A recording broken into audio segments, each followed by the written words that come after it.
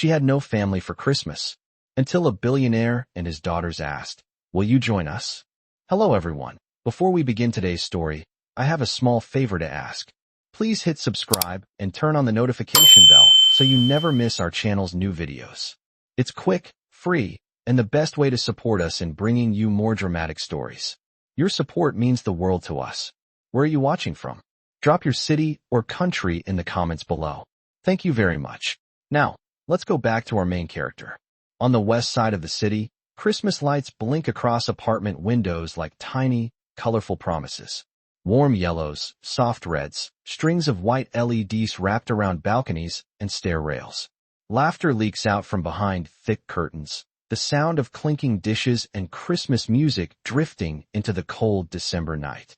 But on the third floor of an aging brick building, one window stays mostly dark. No tree, no wreath, just a faint, tired glow from a single lamp. Inside that small one-bedroom apartment, Mara Ellis sits cross-legged on a second-hand couch, her coat still on, her fingers cupped around a chipped white mug of instant cocoa that's already gone lukewarm. The heater rattles in the corner like it is trying its best, but barely keeping up, and a draft sneaks in through a crack by the window, brushing her ankles. She pulls the blanket tighter around her shoulders, even though she knows what really feels cold tonight isn't her skin. It's that hollow space inside her chest that always seems to grow louder in December. Her eyes flick to her phone screen out of habit. No new messages. No missed calls. Nothing. Most people's phones blow up this time of year. Group chats, family photos, too many Merry Christmas texts. Mara's screen is just a gray list, an old voicemail from a collection agency, a promo from the coffee shop chain she used to work at, an unread email about a bill that's overdue again. She sets the phone face down on the coffee table and looks at the tiny digital clock on the microwave in the kitchenette. 6:13 p.m. Christmas Eve. Across the hall, a little boy squeals, "Mom, he brought the presents," and someone shushes him while laughing. A door opens, then closes. Footsteps. The smells of roasted turkey and cinnamon and something sweet drift under her door. Mara swallows, her throat tight. "You're fine," she whispers to herself. "You're okay. It's just another night." But they both know it is not just another night. There was a time when Christmas meant too many people squeezed into one small living room. Her mom burning the rolls every single year, her dad pretending not to cry when they opened the cheap gifts he had worked overtime to afford. There were out-of-tune carols, board games, and someone always knocking over the bowl of popcorn. That whole world disappeared 3 years ago in the glow of orange flames and the smell of smoke. She almost never talks about that night. It feels like if she says it out loud, the last pieces of them will disappear. So instead, she works. Or at least, she did. Until the diner cut her hours. Until the tips weren't enough. Until the rent notice slid under her door with final warning stamped in red across the top. On the low coffee table, among a few crumpled receipts and a jar with less than $10 in loose change, there is one thing that does not fit. A small, pale blue Christmas card with a silver snowflake on the front. It is still in perfect condition, like it has been handled very carefully. No creases. No stains. Mara reaches for it without even thinking, her thumb tracing the raised edges of the snowflake. She has never mailed this card to anyone. She wrote it last year in a moment of weakness, then couldn't bring herself to throw it away. She opens it now. The handwriting inside is small and neat, tilted slightly to the right. "To the family I don't have yet," it begins. Just those first words make her chest ache. She reads on anyway. "Maybe I'll never meet you. Maybe you don't exist. But if you do, I hope one day we'll share Christmas together. I hope there will be too much food and loud laughter, and someone will forget to buy batteries for the toys. I hope, wherever you are, you're safe tonight. And if you're not, maybe someday we'll both find our way home. Love, Mara." A humorless little laugh escapes her. "Yeah," she murmurs, shaking her head. "Real smooth, Mara. Writing letters to imaginary people now." She closes the card and presses. It flapped between her hands like it is something fragile and living.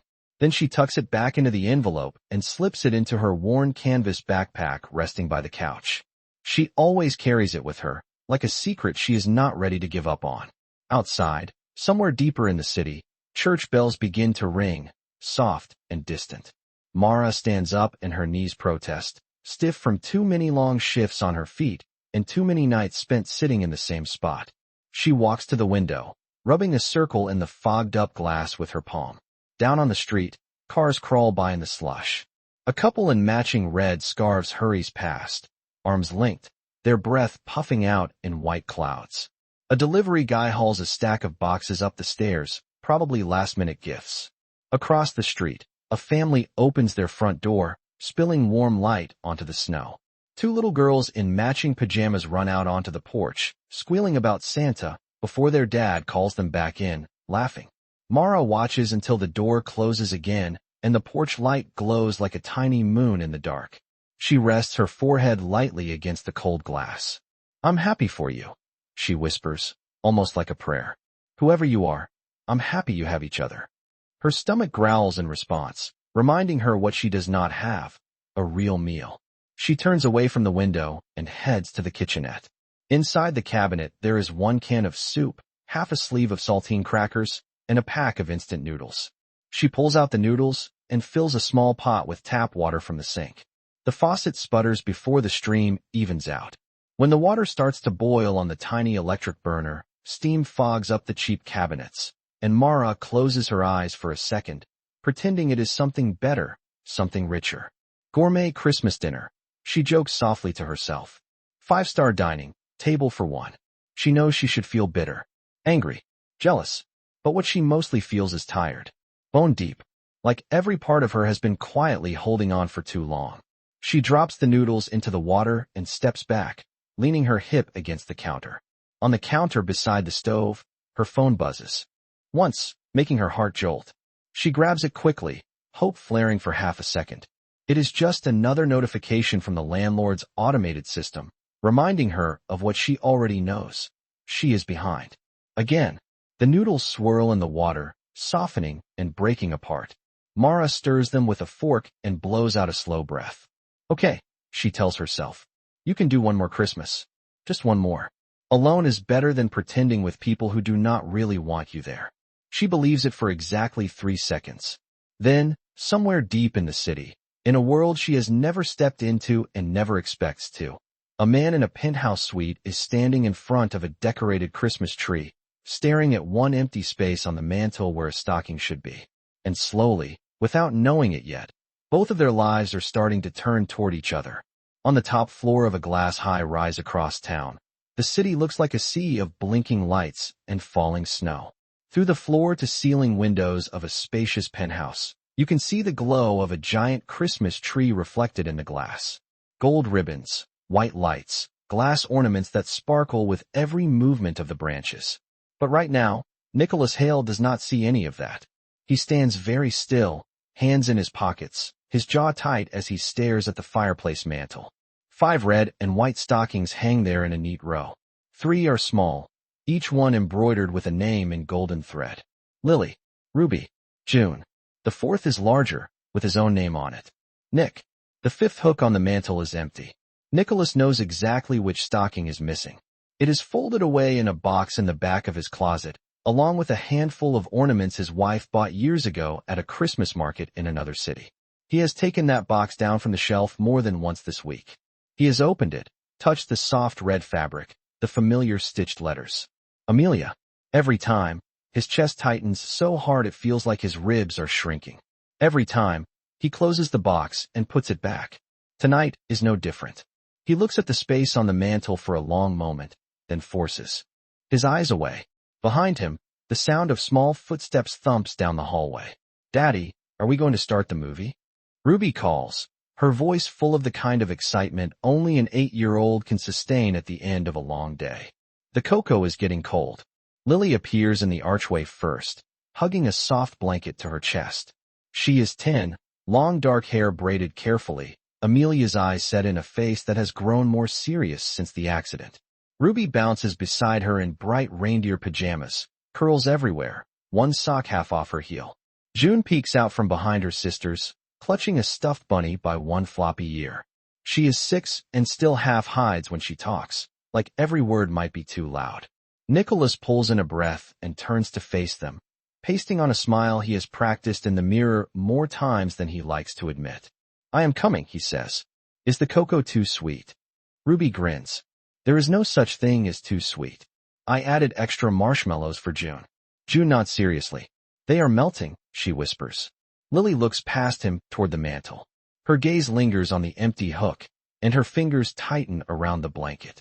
Nicholas sees it. He always sees it. He clears his throat. All right, he says gently. Movie time. Then bed. Santa does not visit children who stay up all night, remember? Ruby rolls her eyes dramatically, but there is a flicker of sadness there too. Daddy, she says as he follows them into the living room. What if Santa cannot find us? We moved last year. Nicholas ruffles her hair. Santa has very good maps, he answers. Besides, I left instructions with the building manager. Lily snorts softly at that, but the smile is small. They settle onto the oversized sectional couch. 3 small bodies tuck themselves around him without even thinking. June curls into his side. Ruby leans across his legs to reach the bowl of popcorn. Lily sits close enough that their shoulders touch, but her hands are busy straightening the edge of the blanket over everyone's laps. The movie starts, all bright colors and jingling bells and animated snowmen that never melt. The girls watch, but every few minutes their eyes drift away from the screen to the tree, to the gifts wrapped in shiny paper, to the mantel. Nicholas watches them instead of the movie. He studies the way Lily's mouth presses into a line when the cartoon family on the screen sits around their table, all together, laughing. He notices how Ruby sighs when the animated mom hugs her kids. He feels June's little fingers clench and unclench in the fabric of his sweater whenever someone says the word family. He feels it like a weight, like a quiet accusation. He tries to focus on the good. They are safe. They are warm. They have more than they will ever need. He has built an empire out of numbers and risks and sharp decisions. Yet there is one thing he has never been able to rebuild. The space that Amelia left behind still hangs in the air around them, like a shape no one wants to trace with their eyes. When the movie ends, the girls groan in protest, but they do not argue when he tells them it is time for bed. One by one, they hug him goodnight. Ruby's arms are fierce around his neck. June kisses his cheek so quickly it is almost a whisper. Lily lingers for half a second longer than usual. Dad, she says quietly, her voice almost lost in the hum of the dishwasher starting up in the kitchen. Yes. She glances toward the tree. If Santa does not bring everything we wrote, it is okay. You sure? He asks gently. She nods, then strong arms herself and adds, we already have the most important gifts. It should be enough. It almost is. But later, after the nanny has tucked them in and the hallway goes quiet, Nicholas wanders back to the living room. Alone now, he picks up a folded piece of paper that Lily left on the coffee table next to a plate of cookies. It is her Christmas list. As he reads down the neat little bullet points, his breath catches at the last line, written more softly than the rest. Maybe someone to eat Christmas dinner with us who is not just staff or family friends. Someone who stays. He presses his lips together, the words blurring for a second. Out beyond the window, snow keeps falling in slow, silent waves. Somewhere on the other side of that glittering city, a woman is eating instant noodles in a dim apartment, promising herself she can make it through one more lonely Christmas. Nicholas does not know her name yet. He does not know that his daughters will soon meet her before he does. All he knows right now is that the empty space in his home feels louder than ever, and for the first time in a long time, the thought crosses his mind like a fragile spark. Maybe this is the year something has to change. Snow keeps falling long after most of the city has gone inside. By 8:30, Mara has washed her bowl in the tiny sink and stacked it upside down to dry, even though there is not much to dry. The instant noodles sit heavy in her stomach, but at least it is something warm. The apartment feels smaller with every passing minute. The thin walls trap the sound of someone else's Christmas movie, someone else's family laughter.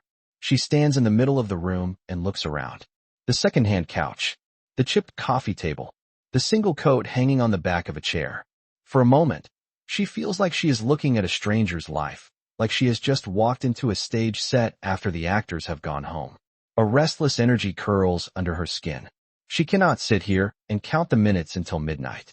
She grabs her backpack, checks that her keys are inside, and hesitates just long enough to slip the pale blue Christmas card into the inner pocket. She zips it closed and pulls on her coat, wrapping her scarf twice around her throat. Outside, The air bites at her cheeks. The sidewalk glistens with a thin layer of slush, and the streetlights turn every snowflake into a tiny falling star.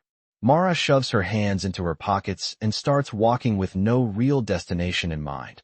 Only the vague idea that it might hurt a little less to feel alone out here under the open sky than pressed up against four narrow walls. A few blocks away, she hears music first.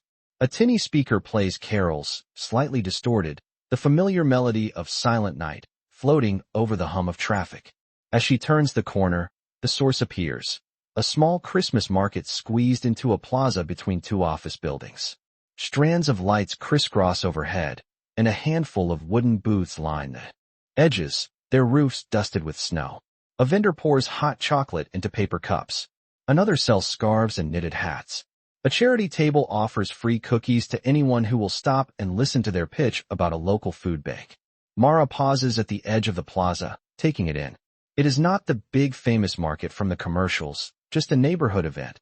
But there is a warmth here that her apartment does not have. Even if most of that warmth is coming from a propane heater humming beside the cocoa stand. She moves closer, drawn by the smell of sugar and cinnamon. She does not have the money to buy anything, but no one has figured out how to charge for air yet. She closes her eyes for a second, letting the music and the voices swirl around her like a blanket. On the other side of town, in the Hale penthouse, Nicholas glances at the clock on the wall and feels that same restless pull. The girls are in their rooms, but he knows they are not asleep. Excitement buzzes too loud in a child's body on Christmas Eve. He walks down the hall, taps lightly on Lily's door, then on Ruby and June's. Three faces peek out almost at once, as if they have been waiting. "Get your coats," he says. "All of you. Boots, hats, everything." Ruby's eyes go wide. "Are we going somewhere?" "For a few minutes," Nicholas answers. "Only downstairs. There is a small market in the plaza. I thought we could see the lights before bed." June claps quietly, the stuffed bunny tucked under her arm. Lily's expression softens, the blanket of seriousness slipping just a little. "Really?" she asks. "Really," he says. "But only if everyone promises not to complain about being tired in the morning." 5 minutes later, they are in the elevator, bundled in winter coats over their pajamas, boots thumping softly against the floor. Lily leans her head against the glass panel as the city lights rise and fall outside. Ruby bounces on her heels, humming along to the faint music that seems to seep even into the elevator shaft. June holds firmly to Nicholas's hand with one small mitten, her bunny pressed to her chest with the other. The doors slide open to the lobby, and a blast of colder air greets them as they step out into the plaza. The market here is the same one Mara has just wandered into from the other side, but to the girls it feels like something magical that has sprung up just for them. Ruby gasps at the sight of a woman twisting balloons into reindeer shapes. Lily is distracted by a table of handmade ornaments. June's eyes go straight to the small cluster of wooden benches near the center, where a group of kids are sipping hot chocolate, their noses pink from the cold. "Stay where I can see you," Nicholas says, the automatic father sentence that comes out every time they are in public. He loosens his hold on June just enough for her to toddle forward a few steps, assuming she will stay close like she always does. For a while, everything is fine. He pays for 3 small cups of cocoa, smiles politely at a neighbor who recognizes him, listens with half an ear as Ruby launches into a detailed explanation of which balloon animal is clearly the superior one. Then he turns to hand June her cup and feels his stomach drop. She is not beside him. The spot where she was standing is empty. His eyes scan the crowd in an instant, the pleasant Christmas blur snapping into sharp focus. People move, laugh, gesture with paper cups in their hands. Snowflakes drift lazily down. June is nowhere in his immediate line of sight. Nicholas's pulse jumps. "June," he calls, trying to keep his voice calm, not wanting to alarm the other two. "June, honey, where did you go?" On the far side of the plaza, near the charity table, Mara is just turning away from a display of brochures when something small collides with her legs. She looks down and sees a little girl in a purple coat blinking up at her, eyes wide and brimming with tears, a stuffed bunny clutched in one mittened hand. "Hey," Mara says softly, steadying the child with gentle hands. "You okay?" The girl's lower lip trembles. I lost my dad," she whispers. And just like that, On a cold Christmas Eve under a net of borrowed lights, the path of a woman who has no one and the path of a man who has too much finally cross for the first time. For a second, Mara just looks at her. The little girl's cheeks are flushed from the cold, her brown eyes glossy. Snowflakes cling to the knit hat pulled down over her ears. She cannot be more than 6 years old. Mara feels something in her chest twist, a memory of a much smaller hand holding hers in a grocery store years ago, a voice saying, "Do not let go, okay?" She swallows and gently crouches down to the girl's level. "Hey," she repeats, softer this time. "Take a breath for me, all right? You are not alone. I am right here. What is your name?" The girl sniffs and drags the back of her mitten across her nose. "June," she whispers. "My name is June." Mara offers a small smile. "Hi, June. I am Mara." She keeps her voice calm, like she has heard social workers do at community centers. "Can you tell me what your dad looks like? What was he wearing?" June hiccups once, then answers with the serious focus only a scared child can have. "He is tall," she says. "He has dark hair and a gray coat. And my sisters were with us. But then there were too many people, and I was looking at the lights, and then," her voice wobbles. Mara nods, glancing around. It would be easy for a child to get lost in this, even though the market is not huge. People are moving in all directions, coats and hats, and scarves blurring together. The music shifts to a louder song, bells and cheerful lyrics that feel a little too bright for the way Mara's heart is pounding now. "Okay," she says. "We are going to fix this. I promise. Do you want to hold my hand while we look?" June hesitates only a second before slipping her mittened hand into Mara's. Her fingers are small but cling tightly, desperate for something solid to anchor to. Mara stands, keeping her other hand raised slightly in case they need to wave someone down. "We are going to find your dad," she says. "He is probably looking for you right now. Across the plaza, that is exactly what is happening." Nicholas moves through the crowd, his breath coming a little faster than the cold alone can explain. Lily and Ruby are on either side of him, their eyes wide now, all the sparkle of the market replaced by worry. "I told her to stay." "Close," Ruby says, guilt creeping into her voice. "She was right there, Daddy." "This is not your fault," Nicholas tells her firmly, scanning every small figure near him. "Do you hear me, Ruby? This is not your fault. We are going to find her." He catches sight of a security guard near the edge of the plaza and starts toward him, but then a flash of purple coat and a familiar stuffed bunny catch his eye. His whole body goes very still. June stands near the charity table, her hand in the hand of a woman he does not recognize. The woman is not bundled in expensive winter gear. Her coat is simple, a little too thin for this kind of cold. Her scarf is worn at the edges, but she is standing between June and the crowd like a shield. She is saying something down to the child, and whatever it is makes June's shoulders ease. Nicholas feels relief slam into him, so hard his knees almost buckle. "June!" His voice comes out louder than he intended. It slices through the carols and chatter. The little girl's head snaps up. "Daddy!" She lets go of Mara's hand and runs, boots slipping a little on the wet stone, but she makes it. She collides with Nicholas's legs, and he drops to his knees, arms wrapping around her with a force that is half hug, half an attempt to convince himself she is really there. For a moment, he cannot speak. He just presses his cheek to the top of her hat and closes his eyes. "Are you okay?" he manages finally, his voice rough. "Did anyone touch you? Are you hurt?" June shakes her head against his chest. "I got lost," she mumbles. "I am sorry, Daddy. I was looking at the lights, and then you were gone." "No," he says immediately, leaning back just enough to look into her face. "You do not ever have to apologize for getting scared. That is my job, remember? To keep you where I can see you." Her small hands twist in his coat. "I did not know where to go, but she helped me." June turns and points. Nicholas follows her finger and finally really looks at Mara. For a split second, something unspoken passes between them. She looks surprised, caught in the act of caring. Her hair is tucked back under a cheap hat, cheeks flushed red, dark eyes ringed with exhaustion, and something else he cannot name. She looks like she is about to slip away, like she is used to existing in the background, helping quietly, and then disappearing before anyone can ask her name. Nicholas stands, one hand still resting protectively on June's shoulder. "You found her," he says. "It is not a question. I heard her say she lost her dad." Mara replies, lifting one shoulder in a small shrug. I know what it feels like to not know where your people are. I just stayed with her until we could spot you. Nicholas hears the wording, the way she says, your people, and not, your family, and wonders briefly what her story is. But he has been raised in boardrooms and charity galas where people often do good things because there is a camera or a check waiting. There is none of that here. Just a woman in a thin coat on Christmas Eve, kneeling in the slush for a stranger's child. Thank you, he says, and the words feel too small. Really, I do not know how to. He trails off, at a rare loss. Lily and Ruby have caught up now. Ruby throws her arms around June with a dramatic groan of relief. Lily's eyes, always observant, flick from June to Mara to her father's face. You helped my sister, Lily says. There is a quiet seriousness in her tone. Mara offers her a real smile, the kind she has not felt on her own face in a long time.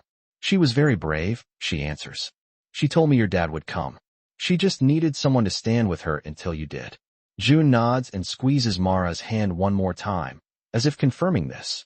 Nicholas notices the way Mara's fingers linger in that little girl's grip, like letting go aches more than it should. He clears his throat. At least let me buy you a hot chocolate, he says. It is the least I can do after you saved me from the worst Christmas story I could imagine. Mara almost laughs at that, a short sound that dies quickly. She shakes her head. You do not have to, she says. Really, it is fine. I was just in the right place at the right time. The girls look at her like she has said something completely backward.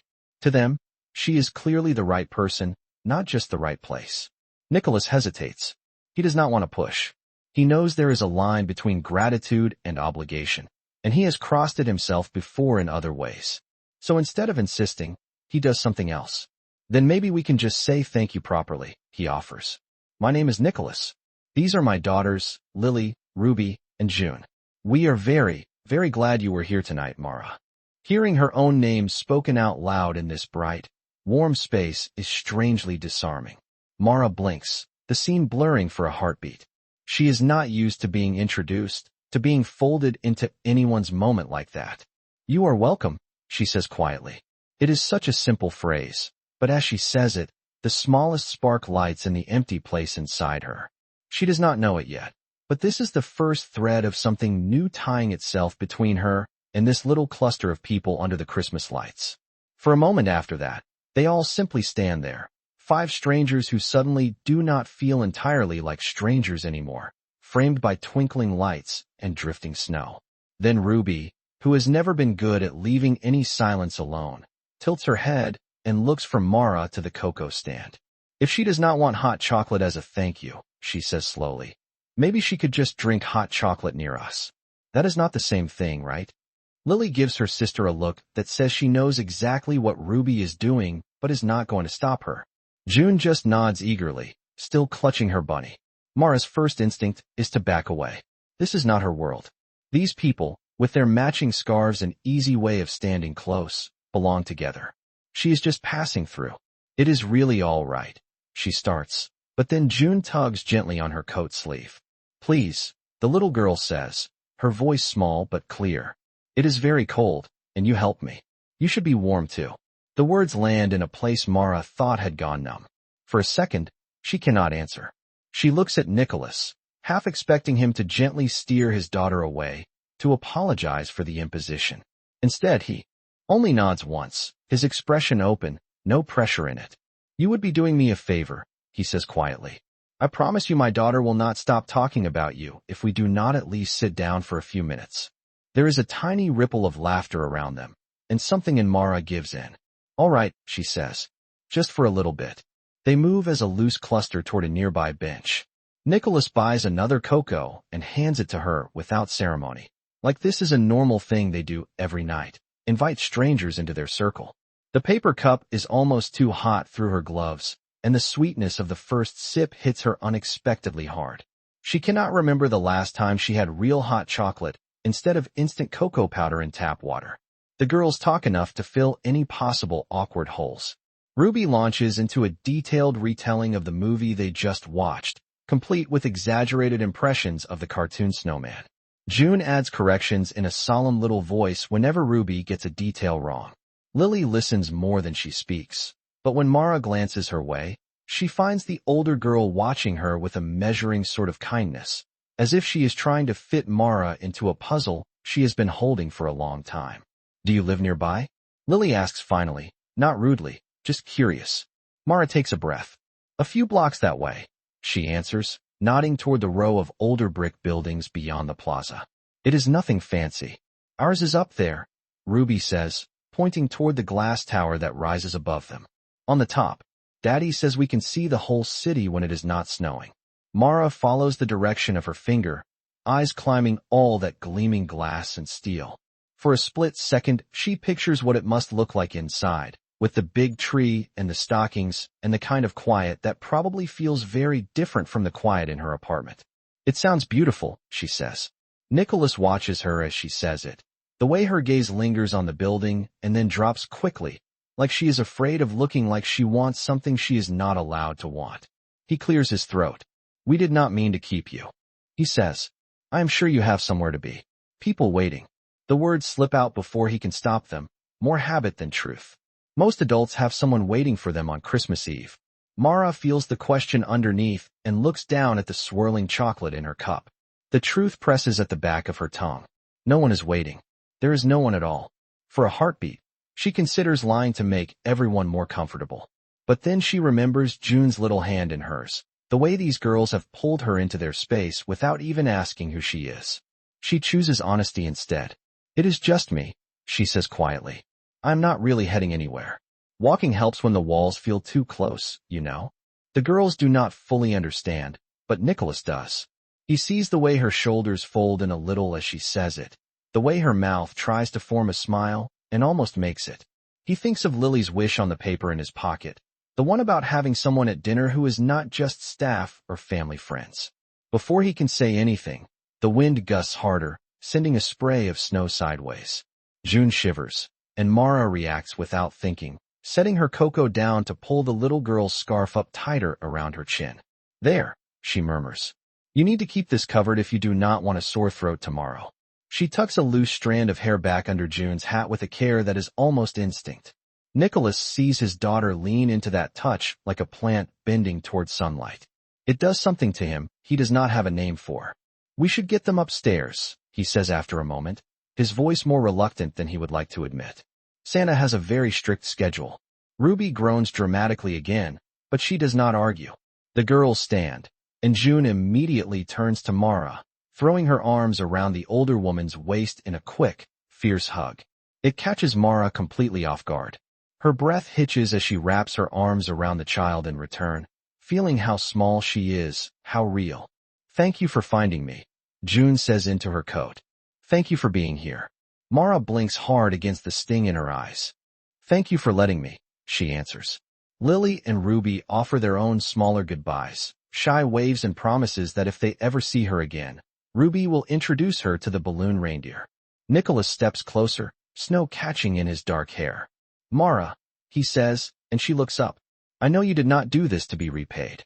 But if you ever need anything, if you ever find that walking is not enough on nights like this, there are people in this city who owe you more than a cup of hot chocolate. He pulls a simple white business card from his coat pocket and holds it out, almost apologetic. It is the same kind of card that has closed deals worth millions, but this feels like a different sort of offer. She hesitates, then takes it. The name printed there means nothing to her yet. Nicholas Hale. Hale Industries. A number. An email. I do not want to make things weird, she says slowly. I am not good at this. She waves the card lightly. I understand, he replies. There is no obligation. I just want you to have one more option than you had this morning. That is all. She nods, slipping the card into the inner pocket of her backpack, right beside the pale blue Christmas card addressed to the family she does not have yet. The irony is not lost on her. By the time she looks up again, the girls are already tugging their father toward the elevator entrance, calling out about cookies and carrots they still have to leave for Santa. Nicholas gives her one last nod, something unreadable in his eyes. Merry Christmas, Mara, he says. The words have never sounded quite like that in her ears before, like they might actually belong to her too.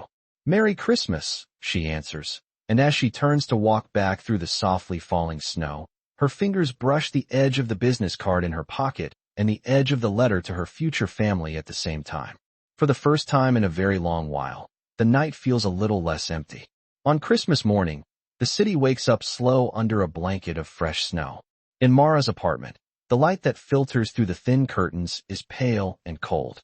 There is no smell of cinnamon, no rustle of wrapping paper, no squeals from excited children. Just the low buzz of the old refrigerator and the distant echo of someone else's television somewhere down the hall. Mara blinks awake on the couch, her neck stiff from the angle she fell asleep in. For a moment she is disoriented, caught between the warmth of a dream where a little girl hugged her and the reality of the draft that slips under her front door. Then she remembers the market, the cocoa, June's arms around her waist, and the man with snow in his hair who said, "Merry Christmas, Mara," like her name meant something. Her hand moves almost on its own to the inside pocket of her backpack. Her fingers brush over two edges at once. The smooth cardstock of the business card. The softer, worn paper of the pale blue Christmas card she wrote to a family that did not exist. She pulls them both out and lays them on the coffee table side by side. Nicholas Hale. Hale Industries. The black letters look sharp and out of place against the chipped wood. People like that do not call people like me, she tells herself quietly. That was a nice moment. A one-time thing. Still, she does not throw the card away. She slides it carefully inside the Christmas card, like she is tucking one possibility into another, then puts them both back in her bag. Across town, the Hale penthouse is already alive. The living room looks like a snow globe someone shook too hard. Wrapping paper covers the floor, bows cling to socks and hair, and the girls' voices overlap as they compare gifts. June sits in the middle of it all with a new set of colored pencils in her lap and a sketchbook propped against her knees. She is drawing something with careful strokes, tongue caught between her teeth. Ruby has already put on half of her new clothes at once, layers of patterns that should not work together but somehow do on her. Lily sits a little apart, leaning against the arm of the couch with a book in her hand, but her eyes keep drifting back to her sisters and their father. Nicholas watches them, a mug of coffee warming his hands. On the mantel behind him, the 4 stockings hang a little deflated now that their secrets are out. The 5th hook is still empty, but the ache of it feels different this morning. Less like a raw wound, more like a quiet question. "Daddy," Ruby says suddenly, dropping down onto the rug in front of him, her new slippers sliding on the wood. "I know you said the market was just a little thing, but it was my favorite present." June nods vigorously, pressing her drawing flat so the pencil lines do not smudge. "Mine too," she says. Lily closes her book. "She was very kind," she adds. Nicholas knows exactly who they mean. The woman whose name he cannot stop replaying in his mind. "Mara. She helped me when I was scared," June says, her voice turning serious. "And she smelled like cocoa and snow." Ruby tilts her head. "Do you think she is alone today?" she asks, the words innocent and blunt. She said she did not have anywhere to go last night. The question hits Nicholas harder than he expects. He thinks of the way Mara's eyes dropped when she admitted that walking was easier than staying inside 4 walls. He takes a slow breath and sets his mug down. "A lot of people are alone on Christmas," he says carefully. "That is why some places do special meals and things. So they have somewhere to be." Lily watches him closely. "Some places," she repeats. "Like your community center?" Nicholas runs a hand over his jaw. The Hale Foundation does sponsor a community center and a holiday lunch, the one whose flyers had been on the charity table in the plaza. He usually makes an appearance there every year, shakes some hands, makes a polite speech, then leaves before things can feel too personal. "Yes," he admits. "Like the center." Ruby brightens immediately. "Can we go?" she asks. "We could bring toys we do not use anymore. And June could draw cards. And maybe—" She trails off, but everyone knows where that thought is headed. Maybe Mara will be there. Nicholas hesitates for a heartbeat and then realizes there is only one answer he can live with. "All right," he says. "We will go. We will help serve, not just drop things off. If we're going to spend Christmas together, we can spend part of it making sure other people have a Christmas too." Lily's mouth softens into a real smile. June claps her hands, then immediately bends over her drawing again, adding more color. On the page, a tall man, 3 little girls, and a woman with a scarf around her neck stand under strings of lights, all holding cups of cocoa. The lines are a little wobbly, but the feeling is clear. Back in her apartment, Mara pulls on her boots and the same coat from the night before. She has nowhere special to go, but the memory of the charity table at the market tugs at her. There had been a sign there about a holiday lunch at a community center only a few blocks away. No one turned away. It had said in big, hopeful letters. She told herself she would not go as someone seeking a free meal. She would go as someone who could help. It is easier to receive kindness when you are also giving something back. She grabs her backpack, making sure the cards are inside, grabs her thin gloves, and steps out into the hallway. As she locks the door, the landlord's latest notice flutters against the frame, half loose from where someone pushed it under. She smooths it out, reads the words past due and final one more time, then folds it and slides it into her pocket with a sigh. One thing at a time, she whispers. First, make it through today. A short bus ride and a walk later, she is standing in front of a brick building with a banner stretched across the entrance. Hale Community Center Holiday Lunch, it reads. Volunteers bustle in and out, carrying trays and bags, cheeks pink from the cold. Mara hesitates on the sidewalk, her breath turning white in the air. She could turn around. No one here knows her name. No one expects her. Then she remembers June's small voice saying, "You should be warm too," and Nicholas's quiet promise that she deserved at least one more option than she had that morning. She squares her shoulders and steps toward the door, not knowing that inside, 3 little girls are already scanning every new face, hoping to see the woman who held their sister's hand in the snow. Inside the Hale Community Center, the air smells like roasted turkey, mashed potatoes, and cinnamon. The gymnasium has been transformed with long folding tables covered in red and white plastic cloths, strings of paper snowflakes hanging from the basketball hoops, and a tree in the corner decorated with mismatched ornaments that were clearly donated over many years. Volunteers move in controlled chaos, refilling trays, wiping spills, and guiding people to open seats. At one end of the room, a hand-painted sign reads, "Welcome. You belong here." Mara stops just inside the doorway, her fingers tightening around the strap of her backpack.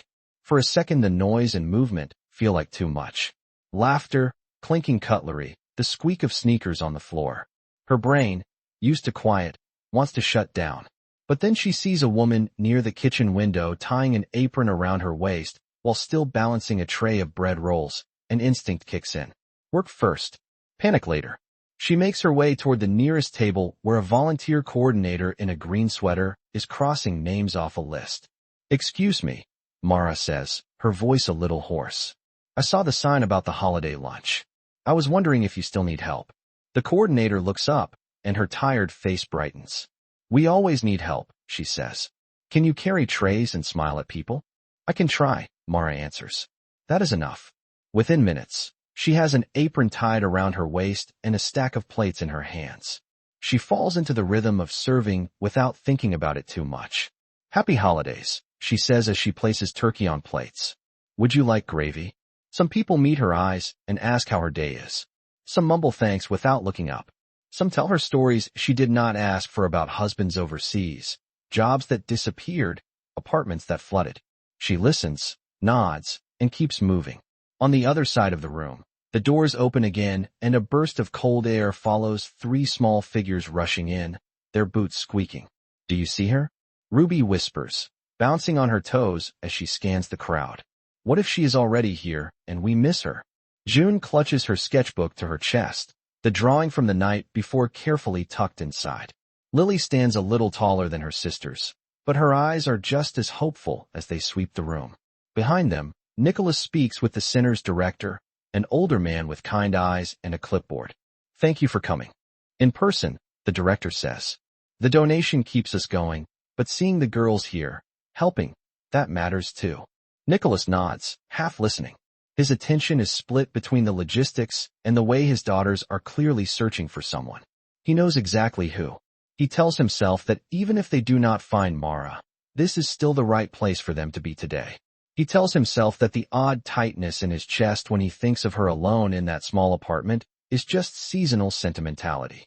Then, as he looks past the director's shoulder, he sees a familiar figure at the serving line. Mara, hair pulled back, apron on, carefully placing bread onto plates. She is not sitting at a table being served. She is working, moving with that quiet efficiency of someone who has done this kind of thing before. He feels something inside him settle and shift at the same time. Dad, Lily breathes, following his gaze. Is that? It is her, Ruby squeals, already taking a step forward. Nicholas puts a gentle hand on her shoulder. Walk, he reminds her. No running with gravy on the floor. We do not need a repeat of last year's slip and slide. Mara is reaching for another tray when she hears a small voice say her name. Mara. She turns, surprised, and there they are, 3 sets of eyes beaming up at her like she is the person they have been hoping to find all day. Her chest tightens in a way that has nothing to do with anxiety this time. You came, June says, as if she had never doubted it, even though Mara herself almost did. You are here, Ruby corrects, as if that is the more important fact. You are helping. Lily just smiles, and in her smile there is something steady and older than her years, a kind of relief. I thought I might be useful, Mara says, suddenly aware of the flower on her hands and the loose thread on her sleeve. There was a sign, and I like the idea of a place that says no one is turned away. We saved you a seat, June blurts, then bites her lip. If you want it, we can ask the lady in charge to let you sit with us when you take a break. Before Mara can answer, another voice cuts in, smooth and cool. Nicholas, it says. I did not realize you were mixing with the volunteers today. I thought you preferred the boardroom to the buffet line. A woman in a tailored winter coat and expensive boots approaches, her perfume sharp and out of place in the warm, crowded room. This is Elaine, a longtime board member and distant cousin by marriage, the kind of person who always seems to be around at formal events. Nicholas straightens slightly, his expression tightening. Elaine, he says, we are here as guests and helpers, just like everyone else. Elaine's gaze flicks over the girls fondly, then lands on Mara, taking in the apron, the worn coat hung on the back of a chair, the way she stands close to the children. Her smile does not reach her eyes. And who is this? She asks, the sweetness in her tone edged with something sharp. A new hire? I did not think the staff uniform policy included sentimental attachments to donors' children. Mara feels the words like a slap. Heat rushes up her neck. She suddenly becomes acutely aware of every frayed edge of her life, on full display under the fluorescent lights. She opens her mouth to explain that she is just a volunteer who happened to run into them again, that there is nothing inappropriate happening here, but the sentence tangles on her tongue. Before she can find the right words, Nicholas speaks, his voice low and firm. Elaine, he says, a warning threaded through the name. The girls stiffen, sensing the shift. Lily's eyes flash. Ruby scowls. June presses closer to Mara's side, small fingers curling into the fabric of her apron. In that instant, Mara has a choice. She can stay and risk becoming a point of gossip in a world that is not hers, or she can do what she has always done when things get too complicated. She can disappear.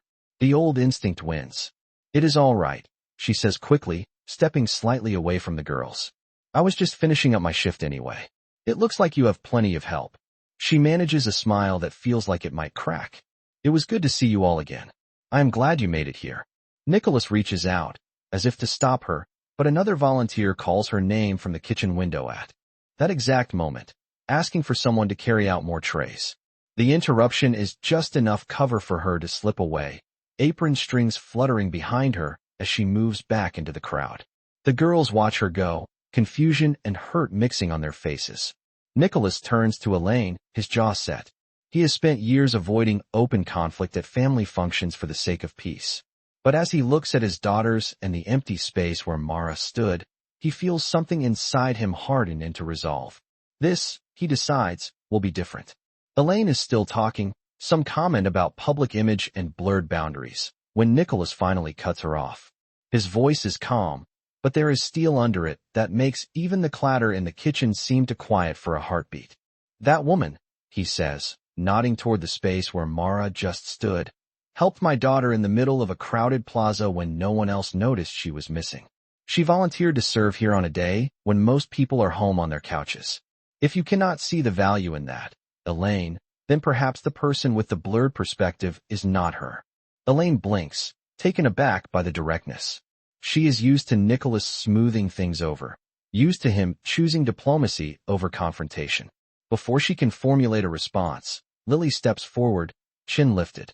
Mara is our friend, she says, her young voice steady. She is kind, and she listened to us like we mattered. You made her feel like she did something wrong when all she did was help us. Ruby nods vigorously, curls bouncing. She is not staff, she adds. She is a hero. She found June. June clutches her bunny and looks up at Elaine with wide eyes. She smelled like cocoa and snow. She whispers again, as if that is the most important detail, and somehow, to a 6-year-old, it is. Elaine shifts uncomfortably under 3 pairs of accusing eyes and 1 very cold adult stare. I did not mean to cause offense, she says finally, but the damage is done. Nicholas turns away from her, his focus already somewhere else. I need to fix this, he tells his daughters quietly. Stay with Mr. Daniels for a minute and keep helping. I will be right back. He moves toward the kitchen, where he last saw Mara disappear. Behind the serving window, steam rises from industrial pans and volunteers weave around one another. He scans faces, searching for dark hair, tired eyes, that familiar thin coat hung on a hook. She is not there. The woman who was helping with the bread. He asks one of the coordinators. Mara, did she leave? The coordinator frowns in thought. She finished her shift early, the woman says. Said she needed to get back before the buses ran on a holiday schedule. Quiet girl. Hard worker. She signed in on the volunteer sheet if you need her name. Nicholas already knows her name, but that sheet gives him something else. An address. He hesitates, aware of the line between concern and intrusion, then thinks about the landlord notice she smoothed in her doorway, the way she flinched when Elaine spoke, and the way his daughters lit up when they saw her. He makes a decision. A short while later, after the last plates are cleared and the final thank yous are said, the girls follow him out into the cold afternoon light. Their arms are a little tired from carrying trays, their cheeks flushed from exertion and emotion. Did you find her? Ruby asks immediately. Is she coming back? Nicholas looks down at them, his breath forming small clouds. She went home, he says, but only because someone made her feel unwelcome when she was doing nothing wrong. I do not want that to be the last message she gets from this day. Lily studies his face. What are you going to do? She asks. He pulls the folded volunteer sheet from his coat pocket, the line with Mara Ellis and an address circled in blue ink. I am going to apologize properly, he answers. Not just with words, but with an invitation. We have an empty chair at our table. I am tired of walking around it. The girls exchange a look, a wordless burst of hope passing between them.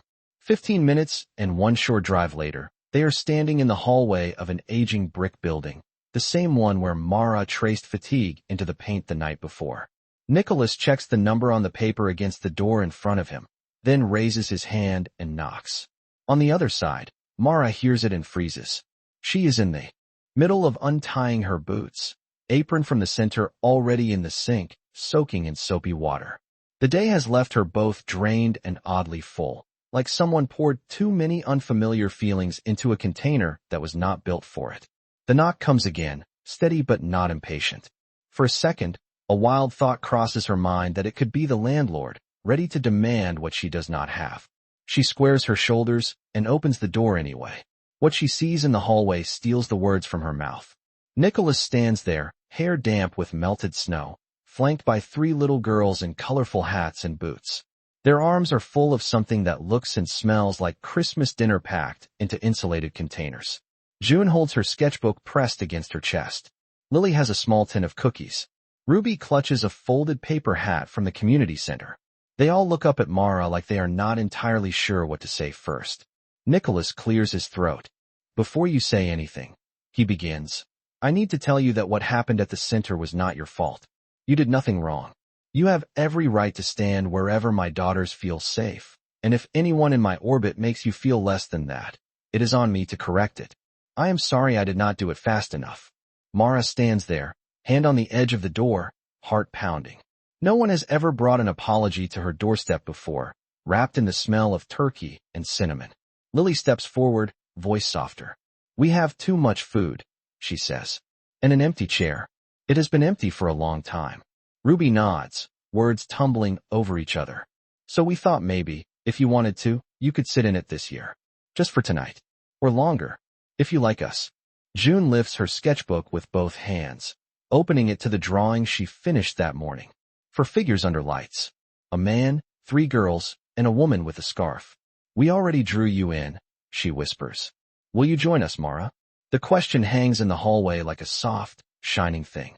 Mara feels the edges of the pale blue Christmas card pressing against her heart from where it rests in her backpack. On the chair behind her. To the family I do not have yet, she wrote. Maybe you do not exist. But if you do. She looks at Nicholas, at the honest nervousness in his eyes, at the hope on 3 small faces, at the containers of food that promise warmth in more ways than one. For the first time in years, she lets herself consider that the letter she wrote into the void might have been answered in a way she never expected. For a long moment, Mara just stands there with her hand on the door, the hallway light haloing the 4 of them in a way that feels almost unreal. She could say no. It would be safer. Safer to stay in the life she knows, with its predictable loneliness and its walls she built herself.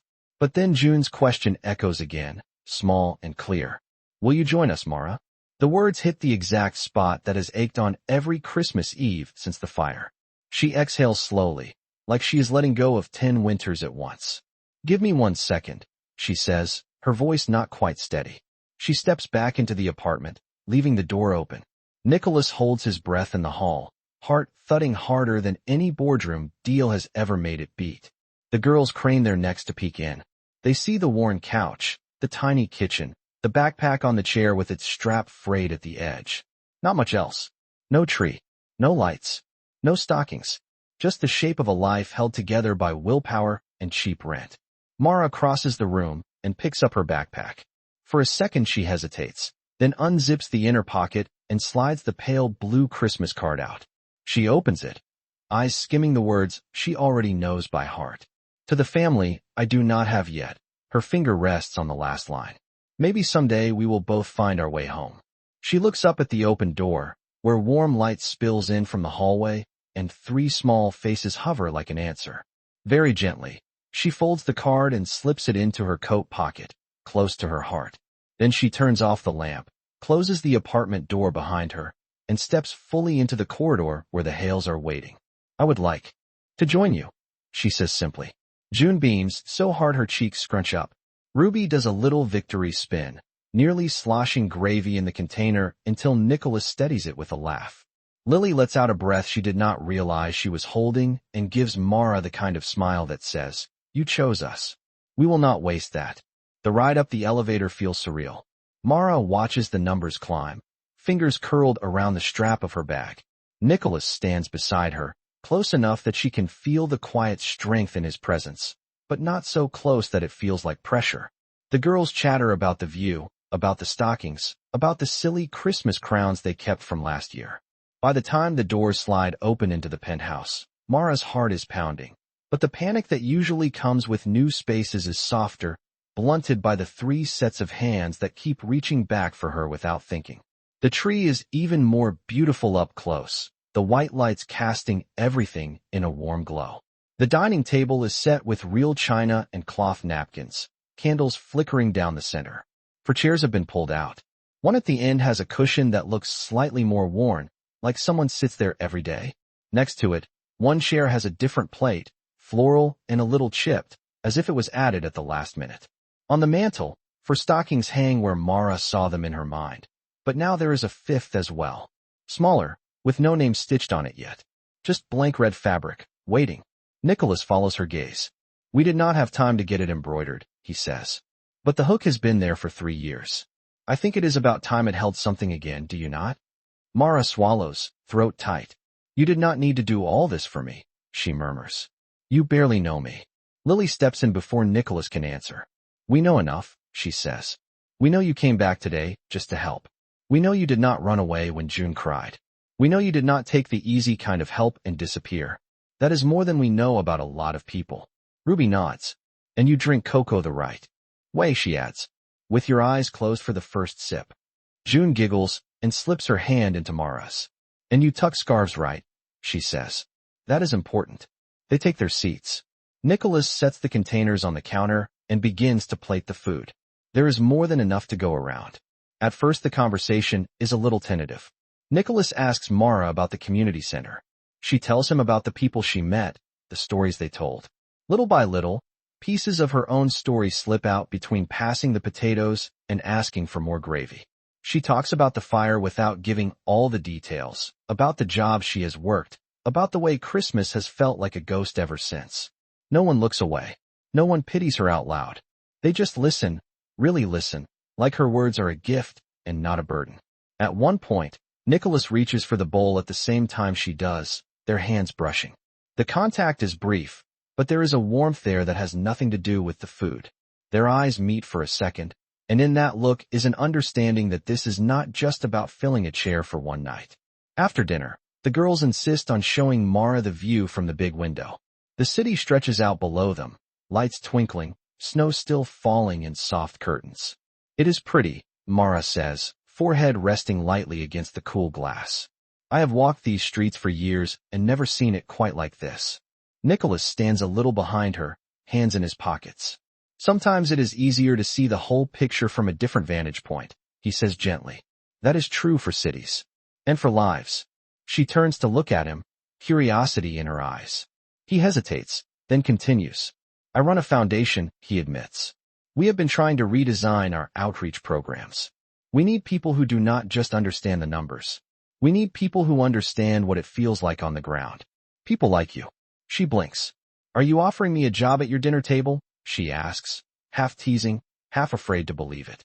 He smiles, that small, genuine curve of his mouth that she first saw under the market lights.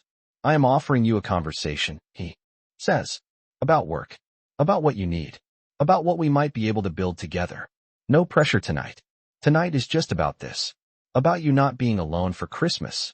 She lets the idea sit between them like another candle on the table, small but bright. Later, when the girls are finally tucked into bed, full of food and exhausted from excitement, Mara stands by the door with her backpack on her shoulder. She does not want to overstay. Old habits tell her to slip out before anyone has a chance to change their mind. Nicholas walks her to the threshold. Snow has stopped for the moment, the night outside still and clear. Thank you for coming, he says. They have not stopped smiling since you opened your door. You are the one who knocked, she points out softly. Most people do not. He studies her for a second, then makes a quiet choice. Mara, he says, reaching into his pocket. He takes out something small and closes her hand around it. It is not the business card. It is a simple brass key on a plain ring. This is not a demand, he says quickly. It is not even a request. It is a symbol, a reminder that there is at least one place in this city where the door will open if you knock. For dinner, for a conversation, for anything. Whether that turns into a job, or more, or just a weird tradition where you come over and correct my scarf tying every December, we can decide together. At your pace. She looks down at the key, then back up at him, emotion shining unshed in her eyes. You barely know me, she repeats, but this time there is wonder in it, not objection. I know enough, he says. Kindness in a storm. Steady hands in a crisis. The courage to show up twice. That is a pretty good start. She closes her fingers around the key and feels its solid weight.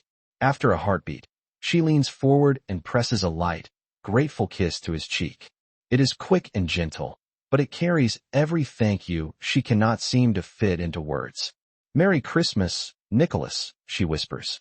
He smiles, a little stunned, a little hopeful. Merry Christmas, Mara. When she steps out into the hallway, the key is warm in her palm. The pale blue card a soft rectangle against her chest. She realizes something as she walks toward the elevator. For the first time in years, the word home does not feel like a ghost or a place that burned down. It feels like a direction she is finally allowed to move in again. And somewhere behind her, in a penthouse filled with soft snores and cooling dishes, a billionaire with 3 daughters looks at a blank red stocking on his mantle and knows it will not stay nameless for long. She had no family for Christmas, not for a very long time, until a billionaire and his daughters asked, "Will you join us?" And she found the courage to say yes. And sometimes, that is how families are born, not from shared blood, but from the moment someone opens a door and means it when they say, "You belong here."